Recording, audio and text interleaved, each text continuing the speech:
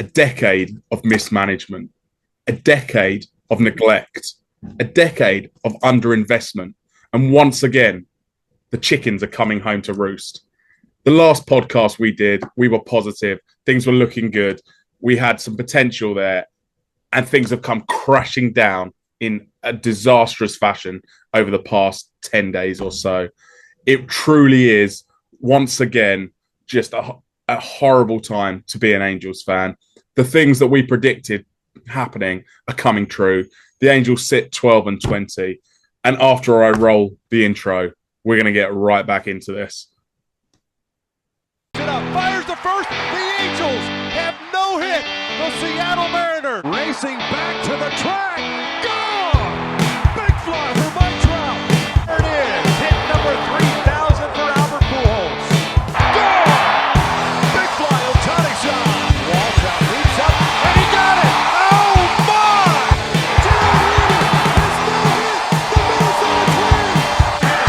The Angels, world champions.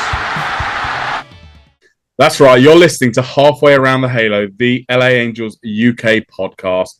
This is, I don't even know what this is, Toby. It's season 8. It's episode 6. We're on now. Episode 5, one of the most positive ones we've done in a while. Episode 6. This is not going to be that. But the only positive I do have to share is that I am with Toby Barnes. Toby, how are you outside of baseball? What an intro. I feel. I don't know what to say now. I'm lost for words. Yeah, I wasn't great, but now I'm fantastic after that. So I think we should just delve straight in. I'm now feeling positive again all of a sudden. Oh, honestly, this team, and there's so much to unpack here, but we cannot do this without saying it's 12-20. We got to a point. It was 11-10. 11-10 we were this season, the exact same record as last season at that stage, and it came crashing down in a pretty abysmal fashion last year. It has done the same this year, but even worse. And the worst bit about it is so avoidable. The Angels this season, the bullpen, this is all to do, everything I said at the start there, the neglect, the underinvestment, the mismanagement, all of the above that comes from the ownership is leading us to this point because the resources are not there. Perry Manassian, whatever you say about him, he is hamstrung by above him. But also the decision-making to put together the bullpen, which quite frankly is the worst bullpen that I can remember in my lifetime. The Angels this season already have blown 11 saves, right? In the last 6 games alone, they've blown 4. They've got an ERA, the Angels bullpen, of over 10.5. Over the course of like the last season so far, it is so ridiculously high. You cannot trust a single one of these guys. We went from the 28th ranked bullpen last year, which actually included some pretty decent names in it, to this abomination that we've got now, all because the owner has cut the budget. He does not want to spend. He does not care about winning. And look at the state that's got it in. And it is frustrating this season particularly because the starting pitching has actually been a relative positive. It's not perfect, but there are a lot of signs. They are keeping us in games on the whole. They are there and we are having leads. The hitting, again, it's hit and miss. But there is enough potential there, and there is enough of clutch hitting, there's enough of this and that is keeping us in games and giving us the opportunities to win. And actually having those leads in the 8th, in the 9th, consistently, and losing because of the way that this roster has been constructed on the pitching level is just so difficult to take as a fan. It's going to be another year of losing, another year of playoffs. And if this right now is not the year that we lose 100 games, I would be surprised. That record, the only one we hold in the whole of the majors, of to never lose 100 games, I think right now, how can you see anything but this losing continuing? But Toby, that's enough of ranting from me. Over to you. I mean, I have no further comments on. I think you've hit the nail on the head with everything you've said. The bullpen is just disastrous, and you mentioned about the owner cutting costs, and part of the reason we thought, and most people thought, when we kind of stretched Anthony Rendon's contract over 3 or 4 years or whatever it was to lower his cap hit this year to be able to spend some more money. But it's just a complete cost-cutting exercise. Mm-hmm. There's been no investment, and that filters right through the organisation. It's not even just in the major league team; it's in the whole minor league development as well, because there isn't even any arms that are coming through that you can trust in the bullpen. It really is the worst that I've seen it ever. Like the team as a whole, I think is the worst I've seen it, because it's really bleak. I mean, obviously we didn't record last week because there'd been a couple of just awful losses, and it's like, you know what, wait for at least a positive moment. But it's been another week of just disastrous play, kind of both pitching and offensively. There's not been many great moments. So yeah, it's as you said. I think I brought it up that the Angels were 11-10, and they never were over 500 after that point. And it's looking that way, though. I mean, they already 8 games under 500. I can't see them getting anywhere close to being back there until the rest of the season. There is not a single chance that the Angels get back above 500. Not a chance. Like, there is nothing about this team that says that it could go on that sort of run. 8 games back already. There's nothing that says they can win, 12 out of 15 games in a stretch and give themselves an opportunity back in there. Nothing about it, because as we've seen consistently, even in that 11-10 run, the Angels blew some games. The Angels potentially could be like 20, 21-9 or whatever it is. Like, with the way that the games have gone this season, clearly that's not going to happen. Blown saves do happen. Bullpens do have these moments. Nobody's saying they don't, right? Nobody is saying that bullpens are perfect and they're going to hold every lead you have. We get it, right? It's baseball. Teams have good hitters. Teams have good ability to claw back results. So even Mason Miller can give up runs. Yeah. He gave up one first time in high. Nobody's expecting perfection. Nobody's expecting these guys to do it every single time they're out there, because we understand they're human. But what we are seeing right now is just not it. The way the bullpen has been constructed, there is not a single arm in there, really. I mean, Sam Backman may be the exception right now that you can trust. I will also say, amongst that, Kurt Suzuki's usage of the pen is highly, highly questionable, which does come when you put a first-year guy in charge, who I don't think was even first choice. From what I've heard this week, Albert wanted the job. Albert was the first choice. What he wanted was A, a longer-term deal, and B, the ability to clean house a bit, to put his own people in, to make sure that the right investment is being made across the organisation. And obviously, as we know with this owner, that just doesn't happen. So Kurt's come in, bit of a yes man, been in and around the organisation for a while, 1-year deal. And what he's doing with the bullpen, like throwing guys out, Zephyr John, for example, good in one inning. As soon as he throws him back out for a second, it is collapsing every single time. He's not the only one he's doing it to. We've seen it across the board. But these arms, there is no reliable closer. The fact you've had Jordan Romano start the year as your closer, and you've already DFA'd him a few weeks into the season, should say everything that you need to know about where the state of this organization is right now. And it is getting so tiresome having to talk about this and all the problems thing. And you say the underinvestment as well across the system. We know that. You're right. The development's not there. I feel very sorry for the arms that have been drafted by the Angels this year. Really highly talented potential there, because they're going to suffer by being in our system, by not getting the right resource, the right level of development that they deserve for a multitude of reasons. They'll probably get rushed through the system because we're desperate. We know where that goes. And it's just a cycle, a vicious cycle. And nothing changes. Nothing changes with this ownership, right? There is not a single potential for the Angels being good under Artie Moreno and how he runs this team right now. Not a chance. But, at least the fans get good value, because that's what they care most about, right? Yeah, and they feel safe at the ballpark, I believe. You mentioned all the blown saves and Jordan Romano. The last time that an Angels pitcher had a save was April the 6th. 3.5 weeks ago at the time of recording was the last time. And it was Jordan Romano who got the save, who's now not even on the team. Was that the Joe Adele Seattle catch? Yes. Corner. So, to be honest, he pretty much blew that one as well. He gave up a home run that got robbed, which I think 8 times out of 10 is not being robbed. So I think it was anyway, but it was it must against have been Seattle. around that time. Yeah, it was against Seattle. But yeah, that was the last time that the Angels had a save. So yeah, obviously we don't expect the bullpen to be getting saves every night, and kind of you don't want your bullpen to be in that situation because you want to be having good leads that you don't need to be in the same situation. But for the Angels not to have had a save in 3.5 weeks is just ludicrous, absolutely ludicrous. And you can say that there's been games where the offense hasn't been good, yeah, sure, but more often than not, it's not them that are costing the team games.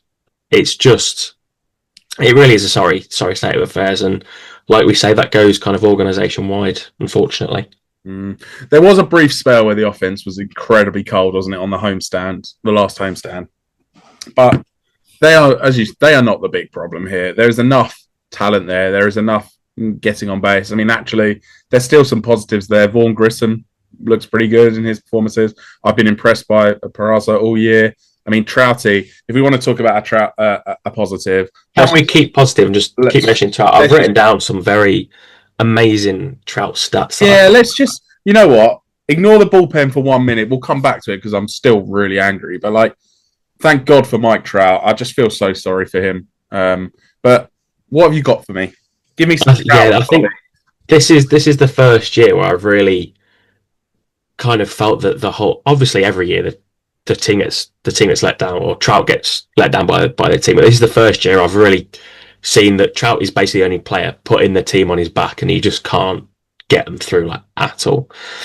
He's walking the most he ever has in terms of a rate, striking out the second least. These are all since kind of StatCast became a thing, which is 2015. So kind of potentially might have done earlier in his career, but yeah, walking the most he ever has, striking out the second least since StatCast came a thing in 2015, which is incredible because he struck out a career high 32% of his at-bats last year. He's down below 20 this year, which is an incredible difference. It's the biggest change of anybody in the major leagues. He's tied for the AL lead in walks, and he's got the AL lead in runs scored, which is incredible considering we moan and berate constantly that the guy in the 3-hole isn't good enough to support him, but he's got the AL lead in runs scored, which is great. He also has the highest expected slugging percentage of his career and in the league of 726, which basically means expected slugging basically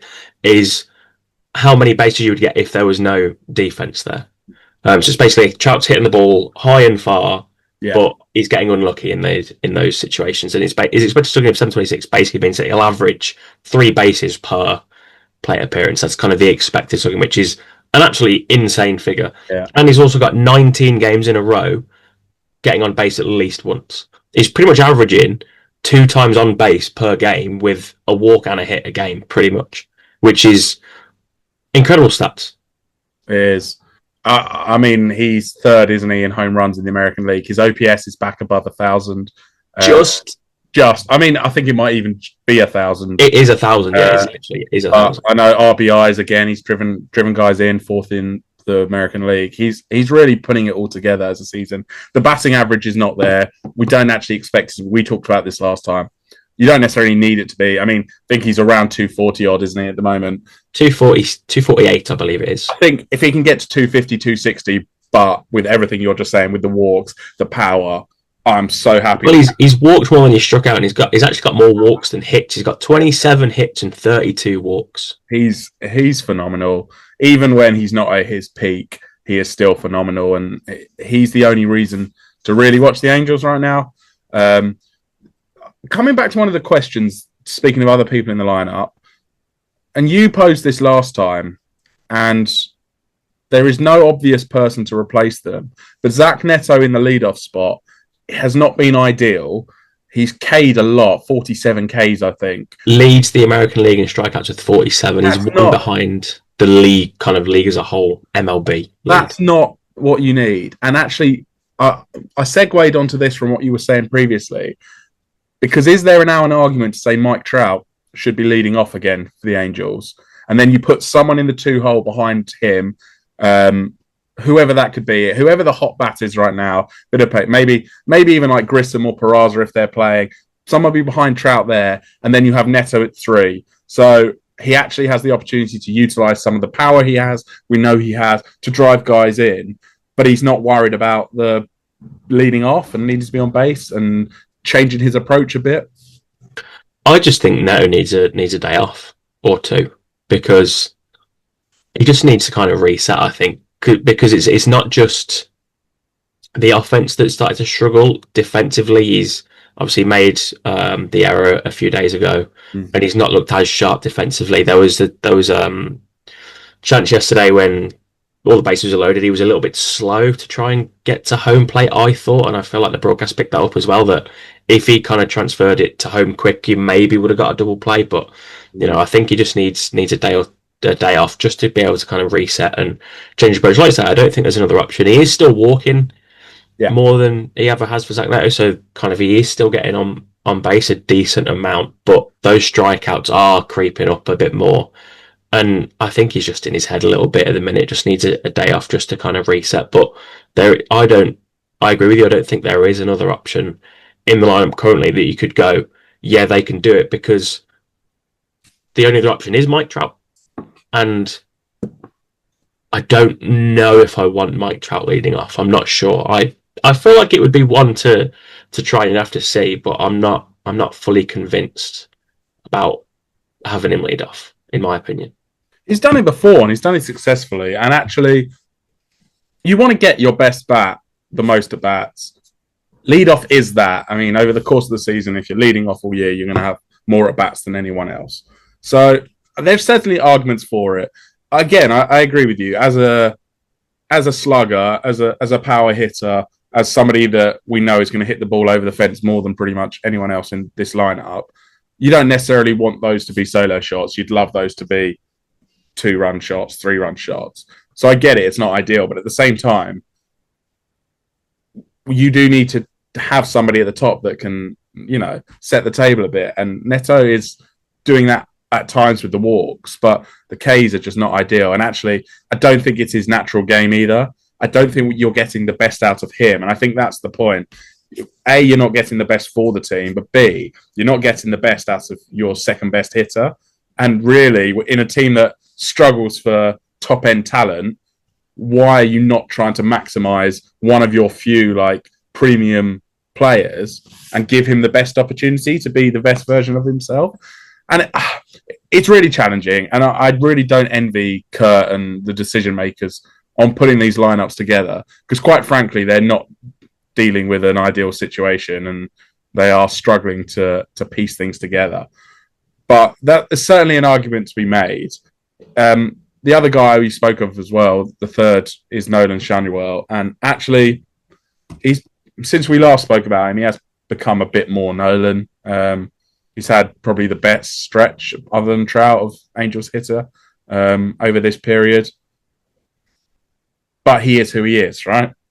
Yeah, Nolan's just frustrating. I think he's still doing a lot of the same things that we spoke about last week. He's again another one I was looking at. He's grounded into 8 double plays, which leads the American League, and you can see it because it's just a soft rollover to second base, and it's a double play, and it seems to have happened quite a lot in those clutch situations, which is it's not what you want out of a guy who has been kind of hitting third. Obviously, he's been down in the order a little bit more the last few days. So yeah, I don't know with Nolan. Like you say, he's starting to pick things up a little, but it's still not the Schanuel that we expect and we've seen previously. It's very much a situation of, can he find his way? And I'm not sure he's doing enough. And he was one that we thought of as kind of having this promise, and I don't think he's ever going to deliver on it based off of what we've seen. Yeah, I agree. I mean, I think you've got to give these players time, but I'm not sure I've seen enough to suggest that there's going to be huge improvement in the future. Particularly again the way that the Angels develop players and the way that the roster's constructed. I think he's one of those that probably looks better in a better team where there's less expectation on him. When he's hitting in the 6, 7, 8 hole for a good team, stick him in the Dodgers lineup, he probably is really productive. He probably hits 300, drives a lot of guys in, you know. But in our team, when the pressure's on and you need him to actually come through and be one of those big run drivers, you know, can't think of the word there. You know what I mean? Run producers. Thank you. He just can't do it. It doesn't seem to have it, and it is frustrating for all of us. Jose Soriano, so he had his worst start of the season. Leo had to go. Yeah, he had his worst start. He had a stiff neck. Should the Angels have started him knowing that he was a bit sore? Or could they have pushed him back? Or is it, again, the lack of depth and the lack of options meant that they had to just throw him out there? I mean, it still wasn't a disastrous start, was it? He still went 5 innings. He only gave up 3 earned runs. Wasn't his best, obviously, but it was okay. He did still punch out 6, I think. So you can't complain too much. He's going to have these starts. The ERA has climbed to 0.84 on the season. Disastrous. I know. But, yeah, how do you think the Angels handled that one? And the last 2 starts, his velo was down in the start before a bit, and then he had this start with the sore neck and battling through. Do you think the Angels should have pushed him so hard early in the season as well? Quite high pitch counts to get through games? Yeah, they didn't need to in some of the other games that he's started. He's a guy that has been known to break down at the end of the year and has obviously had 2 Tommy John surgeries too. So you do need to manage him. But I also see the flip side of that in that you want him to go as long as possible because you know that coming in behind him is the worst bullpen we've ever seen. Yeah. So you want to try and make him go as deep as he can. I mean, he's had some incredible starts. That his start prior to this one, where he didn't give up any runs, and then was in line for the win, and the bullpen just gave it away. So you get performances like that. So you know that behind him you're not going to get a lot, but you also want to save Soriano for kind of the duration of the year. It's a tough position to be in, and it's one that I wouldn't want to be making the decisions for. But should he have started even though he had a stiff neck? I would argue no, because you want to at least skip him a day. But as you say, if there's nobody else that can step up and replace him, and your bullpen is already taxed enough, or you just straight up don't trust it, then you can't even have a bullpen game.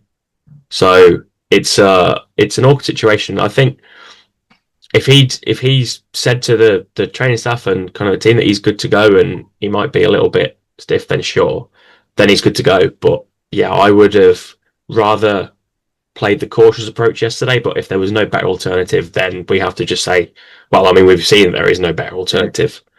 So yeah, you just kind of have to accept that that's the decision they made, and whether it ends up causing some more issues down the line remains to be seen. And then obviously Kikuchi yesterday coming out after 2 innings with the shoulder soreness, remains to be seen what that does to him. He said it was affecting him in his previous start as well, so that could be another pitcher on with a stretch of time injured. So we are very much hoping that people like Rodriguez and even people a little bit further down the chain are getting healthy and at least being able to step in. People like Johnson as well. He's still out with the virus / hamstring or whatever. It's remains to be seen whether he's coming back. So yeah, it's a worrying time for the Angels pitching staff, I would say. Yeah, I mean, you say Kikuchi, I say shit, but he's not been great, and that was pretty awful yesterday as well, leaving the game early, and what it means for the Angels' rotation that is down to the bare bones. Some positive news, I guess. Ben Joyce went out on a rehab assignment and actually got through it pretty well yesterday and looked fairly good, which is one thing. Less said than Kirby Yates's rehab assignment, which has been going disastrously. And if he even makes the majors team with the Angels, I'll be surprised. I don't think it's going to go too well when he does come back up, throwing the way he is at the moment. I'm surprised, though, when we're talking about the Angels pitching staff, that you haven't chimed in on a certain Jack Kahanowitz, who is putting together a very nice season. He had another good start this week. He went 6 innings, only gave up the 2 earned runs. Actually, I think maybe he was taking out the game prematurely. Maybe the blow up wouldn't have happened if that was the case. But he's got an ERA just over 3 for the season so far. Looks really comfortable out there after that first disastrous start. And actually, since then, has settled down and become a really important piece of the Angels' rotation so far early in the season. Yeah, I was hoping that we could avoid talking about my star boy until a little bit later segment in the podcast. But we can talk about him now. He's the only Angels starting pitcher without a loss on their record now, which, he's only 2-0, but, he's not got a loss in his record, which can't be said about the Angels' ace, Jose Soriano. I'd definitely taken out prematurely in his previous start because he'd allowed a bunt single and you go, okay, sure, whatever. And then he gets pulled out, and it's just like his pitch count wasn't disastrously high. I think he was in the early 90s, so he could have definitely gotten out of the inning. But they took him out to avoid a blow up scenario. But I thought he was in a bit of a groove. When you allow a bunt and a hit, but I think the next one was a hit batter. You kind of go, okay, like just it's not like it's just chill, just reset. Yeah, like just let him get through it. He's still a young pitcher. You need to let him go through these situations. And as we said, when your alternative isn't exactly great, he's probably your best available pitcher at that point, even though he's thrown 90 pitches. So yeah, I don't get that decision to take him out, especially when they haven't necessarily given much caution to other pitchers. Why are they giving caution to Kahanowitz? Yeah. It was an odd choice. Again, I mean, I think Kurtz just doesn't really get these big decisions right so far. He seems to be on the wrong end of a lot of them. And again, as we talk about always, I mean, managers' impacts are very limited. It is the players ultimately that are the ones on the field and having, causing whatever happens to happen. But at the same time, I think it's a steep learning curve for Kurt and haven't been overly impressed with his decision-making to date. The Angels have 2 series coming up, which honestly, this stretch of games after they had a decent record in the really tough start. And then when you've got the Royals who were having a really bad season, the White Sox who are just bad, you then got the Mets who are the worst team in baseball other than the Angels, and the White Sox again. You looked at that stretch of 12 games and you were like, genuinely, this Angels team should be like top of the division and looking good. The reality is now losing those 6 games in a row. You've got the Mets coming to town and then the White Sox again. What expectation do you have? Especially when you now got Kikuchi probably missing starts. Who knows? What else do we put into the rotation? Arena had 1 good start and 2 bad ones. Like, what are your expectations for this series coming up? First the Mets and then the White Sox again. You can't really have any expectation because we've seen bad teams play against the Angels and the Angels have made them. It's not even that they've made them look good. It's that they've just been worse. It's like we've played bad teams and we've just been worse than the bad team. It's not even like the bad team has played well. We've just beaten them in the race to the bottom. And yeah, Mets worst team in baseball, tied with the Phillies, which is a surprising one, who obviously got rid of their manager. The Red Sox have fired Alex Cora. Suzuki, unfortunately, I don't think will ever be on the chopping block because he's only got a 1-year deal. And Artman is like, screw it, he's only in for a year, whatever. So, and also he would very much rather not pay the rest of his year off and have to pay somebody else to step up in his absence. So, yeah, it's very much an awkward situation. Yeah, the series, I mean, back at home, the Angels' kind of last home stand, the offense went freezing cold. So, do you expect that again? Obviously, you expect more than pretty much the zeros they put up last time they were at home. So, and it's a case of are they capable of stringing together a couple of wins? not even like stringing together wins in a row. Can you win a series at this point? Is looking like it's going to be a tough stretch. Luckily, the Angels miss Freddie Peralta, who is the Mets' frontline starter, so he's not pitching today. Although McLean, you probably count as there. But either way, the Mets should have a good rotation. They haven't announced it yet, I don't think. So as last time I checked, they hadn't announced who was pitching. But yeah, you're always worried about who they could potentially throw out there. Are you good enough to win 2 out of 3 against the Mets? The way the Mets have been playing, yes, but also we know that the Angels aren't going to. Angels bullpen is not capable of beating anyone right now. So unless you're getting a complete start, which isn't happening either, there's no chance of doing it. Honestly, I'm so despondent because there's nothing, and there's no reinforcement. Hold on there a second. You're saying that there is no chance that an Angels pitcher throws a complete game. Need I remind you of... Actually, no, you remind the people of what you've witnessed from an Angels pitcher who's currently in the rotation. I actually told you that in confidence, so I'd rather not share to the listeners, but since you've brought it up, if you could keep this between yourselves, that'd be really welcomed. I actually was there the day that Reed Detmers threw a no-hitter. And you're telling me that that's not possible again? Who knows? You've seen it happen once, which means it's more likely to happen. But I'm not there, and I think that's the crux of this. Maybe if I was there was an opportunity for some complete games action, but right now, I don't think so. Get the GoFundMe started. Oh, this bullpen is going to be the death of me.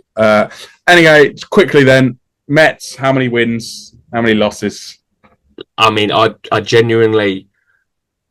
Obviously, normally I like to strike the optimistic tone. I don't think the Angels win a game against the Mets. I think the loss streak continues and it goes into the double digits, as we saw a couple of years ago, as I was there to witness. Yes, you were. The beginning of the Angels' 17-game losing streak. I was there for games 1, 2, 3, and 4 of that. What a time to be alive. So I fully agree with you. I think we will lose all 3 games and kickstart the Mets season for them. And then I think we probably take 1 game from the White Sox. You say, so you reckon if it goes to double digits, then we lose the first game. Maybe we can nab one of the second 2. I assume Soriano will be starting in one of those, so at home. So let's hope. You never know with his stiff neck. True. The who knows what the rotation's going to be? Who knows? Yeah, it will be interesting to figure out, because I can't imagine they're not going to throw out Kikuchi again, because he said that his shoulder's sore after 2 innings, so he's going to have to probably go on at least the 10-day IL and miss a start or 2. So then you're bringing back up Klassen or Aldegheri or someone. There's no real. You can't have a bullpen game because they're all atrocious. There is very little the Angels can do here. Adam Frazier, come on down.